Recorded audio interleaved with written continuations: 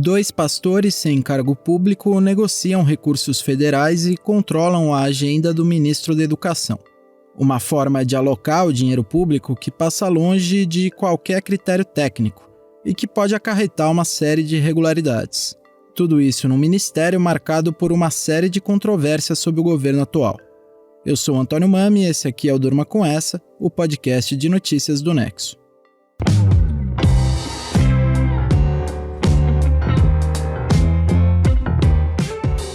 Olá, eu sou a Aline Pellegrini e tô aqui com o Antônio para apresentar esse podcast que vai ao ar de segunda a sexta, no fim da tarde e início da noite, sempre com notícias que podem continuar a ecoar por aí.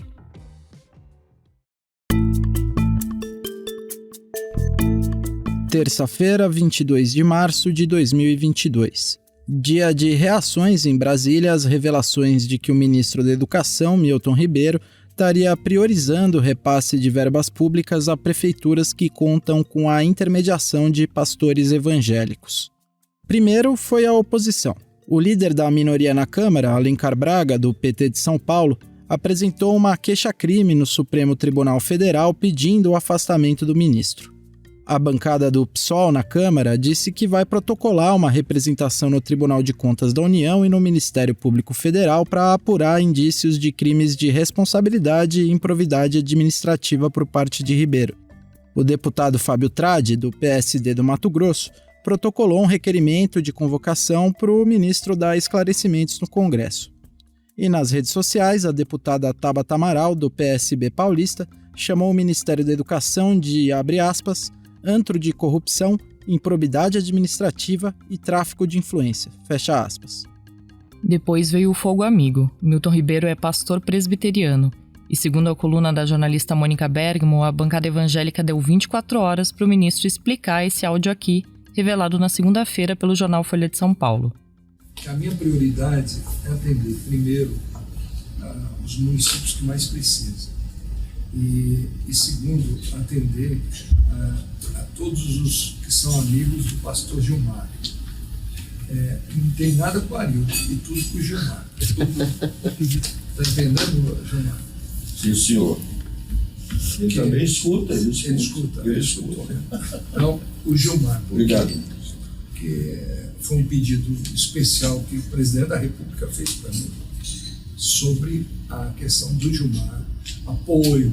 Então, o apoio que a gente pede não é segredo, isso pode ser publicado.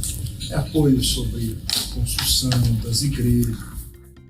Tá aí o Milton Ribeiro numa reunião dentro do Ministério da Educação. O Gilmar que ele fala é o pastor Gilmar Santos e o Arilton é o pastor Arilton Moura. Segundo a Folha, além dos religiosos, estavam presentes no encontro prefeitos e lideranças do FNDE, o Fundo Nacional de Desenvolvimento da Educação, órgão que libera os recursos federais na área. A Folha não revelou a data da reunião, nem a que se destinariam esses recursos tratados pelo ministro. Mas diz que os pastores Gilmar e Arilton negociam ao menos desde 2021 com prefeituras a liberação de recursos do FNDE para obras de creches, escolas, quadras ou compra de equipamentos de tecnologia. O Milton Ribeiro assumiu como ministro em 2020, mas a influência desses 2 religiosos vinha até antes disso. Há registros de 2019 de encontros deles com o presidente Jair Bolsonaro. E o próprio Milton Ribeiro diz que o favorecimento ao pastor Gilmar é um pedido especial do presidente. Esse áudio revelado pela Folha corrobora uma série de reportagens que vêm sendo publicadas pelo jornal Estado de São Paulo desde sexta-feira, dia 18. Essas matérias revelam que existe um gabinete paralelo de pastores que controla a agenda e a verba do Ministério da Educação. Os cabeças desse grupo são os pastores Gilmar e Arilton. Eles viajam em voos da Força Aérea Brasileira, negociam em restaurantes e hotéis em nome do governo, intermediam reuniões entre prefeitos e Ribeiro no gabinete dele e acompanham o ministro em viagens pelo país. Os 2 estiveram com Milton Ribeiro e o presidente do FNDE, Marcelo Lopes da Ponte, em um giro pelo Maranhão em 2021. A Folha e o Estadão revelaram que municípios maranhenses de pequeno porte do estado tiveram recursos liberados depois dos seus prefeitos se encontrarem com os pastores. Um desses prefeitos, inclusive, disse que o pastor Arilton se apresentava como uma pessoa com trânsito para liberar recursos do FNDE. Gilmar Santos é presidente da Convenção Nacional de Igrejas e ministros das Assembleias de Deus no Brasil e tem influência sobretudo em Goiás e no Maranhão. Arilton Moura é seu subordinado, ocupando a função de assessor de assuntos políticos da entidade. Nenhum dos dois tem cargo público, ou seja, de acordo com os indícios trazidos pela imprensa, os dois são agentes privados intermediando recursos públicos sem fazerem parte da administração federal. Nessa terça-feira, o ministro da Educação emitiu uma nota negando ter favorecido pastores ou ter recebido pedidos de Bolsonaro nesse sentido. Segundo Milton Ribeiro, o presidente só pediu que ele recebesse quem o procurasse. A nota continua dizendo que a alocação de recursos federais segue a legislação orçamentária, de acordo com critérios técnicos, e que, abre aspas, não há possibilidade do ministro determinar a alocação de recursos para favorecer ou desfavorecer qualquer município ou estado, fecha aspas.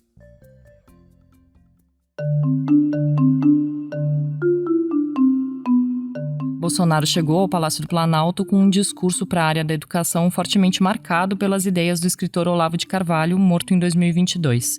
Ele colocou no comando do MEC o Ricardo Vélez Rodrigues com a finalidade declarada de promover uma guerra cultural contra a influência de ideias progressistas nos meios acadêmicos.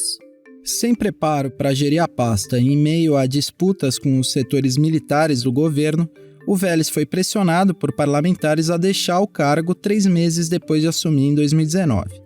Ele foi substituído por Abraham Weintraub, que se apresentava como uma pessoa do mercado e tinha se aproximado do Bolsonaro e seus aliados durante a campanha, dando sugestões sobre a reforma da Previdência. Em junho de 2020, o Weintraub deixou o ministério investigado por ataques ao Supremo Tribunal Federal e soterrado de críticas por ineficiência. Por falta de organização, o Weintraub chegou a perder R$1 bilhão recuperados pela Operação Lava Jato porque não tinha um projeto para a educação infantil que justificasse o recebimento do montante. Nas duas gestões, diferentes projetos anunciados pelo Ministério não saíram do discurso ou acabaram barrados pelo Congresso. Foi o caso, por exemplo, da carteirinha estudantil e de projetos como o Futurice, para o financiamento privado de universidades públicas, e o Educação em Prática, para o atendimento de alunos de educação básica no contraturno de universidades privadas, como forma de ampliar a carga horária desses estudantes. Na pandemia de Covid-19, o MEC foi duramente criticado pelas gestões estaduais e municipais por se omitir em relação à condução da educação no contexto emergencial. Secretários reclamaram da ausência de diretrizes ou linhas de crédito para o ensino remoto. Nas redes sociais, por outro lado, o Weintraub foi bem ativo. A Folha chegou a fazer uma análise de 800 mensagens postadas pelo ex-ministro no Twitter no seu primeiro ano de gestão, em sua grande maioria ataques a adversários do bolsonarismo. Mais da metade não tinha nada a ver com educação. Depois do Vélez e do Weintraub, o Bolsonaro optou por um representante do ideário evangélico conservador. Foi o Milton Ribeiro, pastor presbiteriano e advogado, que integrava a Comissão de Ética da Presidência e tinha sido pró-reitor para assuntos religiosos da Universidade Presbiteriana Mackenzie. Ao longo do seu mandato, Ribeiro também coleciona declarações polêmicas e, por dizer que pessoas LGBTI+, vêm de famílias desajustadas, é alvo de uma denúncia da Procuradoria-Geral da República ao Supremo. O gabinete paralelo de pastores na gestão Ribeiro se soma, portanto, às polêmicas e aos projetos controversos das gestões de Vélez e Weintraub. E além desses pastores, há também a forte influência do Partido Progressistas no FNDE sob o governo Bolsonaro. Marcelo da Ponte, presidente do fundo, é ex-assessor de Ciro Nogueira, ministro da Casa Civil e um dos principais representantes do Centrão. O fundo tem priorizado redutos de Nogueira e do presidente da Câmara, Arthur Lira, deputado de Alagoas.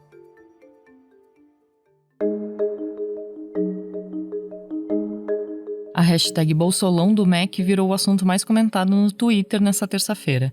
Não é a primeira vez que esse termo, o Bolsolão, é usado para acusar o presidente ou membros do seu governo de corrupção. A palavra também correu na época em que veio a público que o governo negociava apoio parlamentar por meio de emendas ao relator do orçamento federal sem divulgar os beneficiados. Esse esquema ficou conhecido como orçamento secreto e, devido à sua falta de transparência e à falta de critérios técnicos no uso do dinheiro público, foi associado à corrupção por parte da população. Olhando os trending topics do Twitter, a gente decidiu consultar professores de direito para entender se dá para classificar o caso do gabinete paralelo de pastores do Milton Ribeiro como um caso de corrupção. O Carlos Ari Sundfeld, que é professor da Faculdade de Direito da Fundação Getúlio Vargas em São Paulo, disse para a gente sobre as possíveis irregularidades desse caso. Por parte daqueles que sejam indicados pelo ministro fora da administração para intermediar isso, a acusação possível de tráfico de influência, né? De alguém que atua para obter vantagem para terceiro, para influir em ato lá de autoridade pública, para ela praticar uma coisa... Aí o professor Sundfeld está falando dos pastores, das ilegalidades que eles estariam cometendo se esse lobby for comprovado sob o devido processo legal. Depois ele falou dos crimes que poderiam ser imputados ao ministro. Por parte das autoridades públicas, inclusive do ministro, que faça isso contra as normas legais, quer dizer, desviando os recursos da educação para uma finalidade que não é estritamente a da educação, a possibilidade dele vir ser acusado do crime de peculato, que é a hipótese em que um funcionário, e o ministro entre eles, se desvia na aplicação de recurso em benefício de terceiro, né, para beneficiar algum líder político, para beneficiar uma associação religiosa, o que seja. A gente lembra aqui que a matéria da Folha não diz exatamente a que se destinavam os recursos mencionados no áudio vazado do Milton Ribeiro. A reportagem aponta municípios que tiveram recursos liberados para obras na área da educação. O ministro fala também em construção de igrejas, mas o áudio é imediatamente cortado. De qualquer forma, para configurar esse crime de peculato, seria necessário comprovar que o dinheiro não foi aplicado na educação. Além disso, existe a lei da improbidade, que define atos de improbidade por lesão ao erário. E uma das hipóteses de lesão ao erário é de liberar verba pública sem a estrita observância das normas pertinentes, portanto, sem observar os critérios técnicos, mas utilizando critérios políticos e agindo com dolo, quer dizer, com ciência de que está aplicando recursos não exatamente em educação, mas na compra de apoio político. E o ministro, ao praticar ato de improbidade, se ela se caracterizar, ele pode estar configurando a situação de crime de responsabilidade e ser punido como tal. Em tese, é isso. Esse é mais um crime que poderia ser imputado ao ministro Milton Ribeiro. E nesse caso o caminho é mais direto do que no caso de peculato. Se for comprovado que o MEC liberou recursos para as prefeituras sem seguir critérios técnicos nem a legislação orçamentária, estaria aí configurado um ato de improbidade administrativa, um crime de responsabilidade, como destaca o professor Sundfeld. A gente também falou com a professora Juliana Diniz, da Universidade Federal do Ceará. Ela também tratou da menção ao Bolsonaro no áudio do Milton Ribeiro. A professora diz a qual tipo penal o presidente responderia. Aqui é importante a gente perceber que há articulação, em tese, conforme esse relato, de duas autoridades públicas, o ministro de Estado e o presidente da República, cada uma com um regime penal distinto, né? A gente pode dizer que, na hipótese de o presidente ter pedido ao seu ministro esse favorecimento, a gente está diante de uma situação que sugere um crime de responsabilidade contra a probidade da administração pública previsto. E o ministro? Foi caso de corrupção? E se o ministro, acatando essa ordem, tiver atuado para, de fato, favorecer esses interesses particulares em prejuízo do maior interesse da administração, a gente está diante de um cenário que nos indica a possível prática do crime de advocacia administrativa, um fato que pode ser enquadrado como improbidade administrativa e, além disso, a depender do que foi pedido, de como foi pedido e do que foi prometido em troca desse favorecimento, nós estamos sim diante de um cenário possível da prática de corrupção pelo ministro. O Michael Moalen, professor da PUC-Rio e consultor da Transparência Internacional, concorda com a professora Juliana. Ele diz que, se confirmados os indícios, o ministro potencialmente incorreu nos crimes de advocacia administrativa e improbidade administrativa, e que a corrupção só se configuraria se o ministro tiver recebido alguma vantagem, pecuniária ou não. Por exemplo, se ele receber recursos das igrejas dos pastores que o assessoram. O professor Moalen também fez uma última observação. Ele disse que o caso é uma quebra muito séria da laicidade do Estado brasileiro. Segundo ele, a liberação de recursos públicos orientada pelo privilégio a um grupo religioso em razão desse pertencimento representa discriminação e favorecimento por orientação religiosa. Mesmo se não for comprovada a prática de corrupção nesse caso dos pastores, tem indícios de uma série de outras condutas possivelmente ilegais, como a gente ouviu. Indícios de uma forma de gerir a coisa pública que passa muito longe do que se espera de um governo em uma área tão importante como a educação.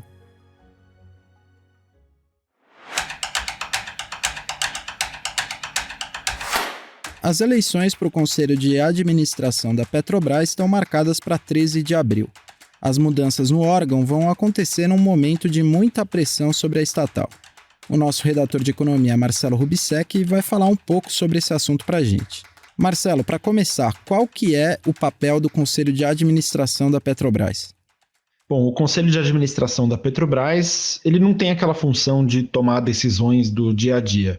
O que ele tem é um papel muito mais de fiscalização, consultoria e discussão de estratégias para a empresa. Então, ele tem várias funções dentro desse escopo, desde eleger quem vão ser os membros da diretoria executiva, essa sim que vai gerir a Petrobras mesmo, até acompanhar o cumprimento de compliance, analisar se as metas estão sendo alcançadas e fiscalizar as contas. Então acaba sendo um órgão que toma decisões importantes que podem levar a Petrobras para diferentes direções. E por que é importante a gente prestar atenção no Conselho agora? Basicamente porque tem uma nova eleição do Conselho marcada para daqui a pouco, no dia 13 de abril. E essa eleição acontece num momento em que a Petrobras está sob bastante pressão por causa desse aumento recente nos combustíveis que foi bem forte. A Petrobras tem, desde 2016, uma política de preços em que ela acompanha o preço internacional do barril de petróleo, que, aliás, disparou agora com a guerra na Ucrânia. Só que os combustíveis têm um peso muito grande na inflação, e o presidente Jair Bolsonaro deixou claro que ficou descontente com esse aumento agora e que não concorda com a política de preços da Petrobras. E é aí que entra essa eleição do Conselho em 13 de abril. O governo é acionista majoritário da estatal e indica pessoas para ocuparem cadeiras nesse conselho. E o Bolsonaro indicou para ocupar a presidência do conselho o Rodolfo Landim, presidente do Flamengo, que estaria alinhado com ele nessa ideia de mudar a política de preços. Se a gente lembrar que o Conselho de Administração é responsável por decisões estratégicas e escolhe os membros da diretoria executiva, que pelo Estatuto da Petrobras é quem decide de fato a política de preços, então tudo isso indica que o Bolsonaro deve usar essa eleição no Conselho da Petrobras para aumentar a influência dele na empresa e tentar mudar essa política de preços agora nesse momento de crise. Valeu, Marcelo. Esse texto você lê amanhã em nexojornal.com.br.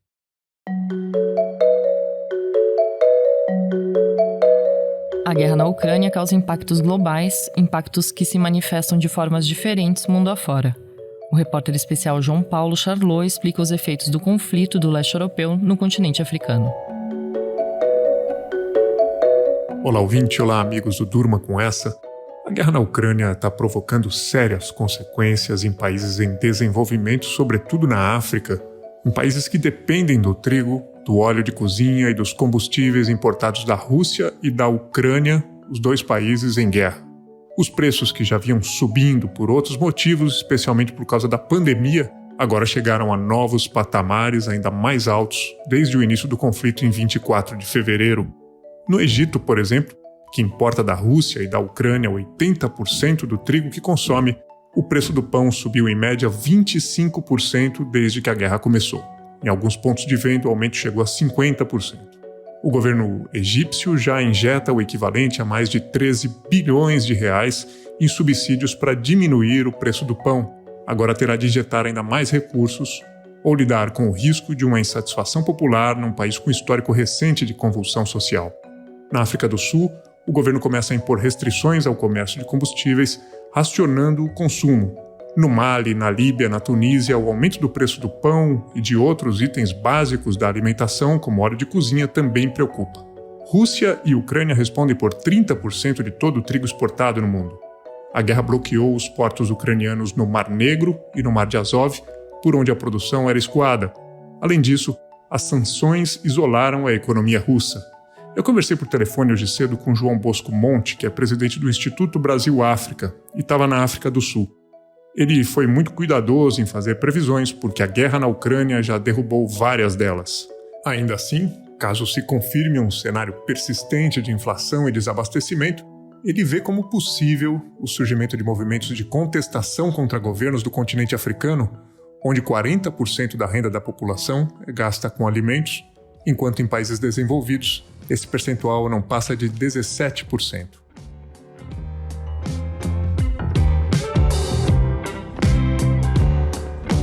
Do gabinete paralelo de pastores no Ministério da Educação, passando pelas eleições na Petrobras, até chegar em como a guerra na Ucrânia impacta o continente africano, durma com essa.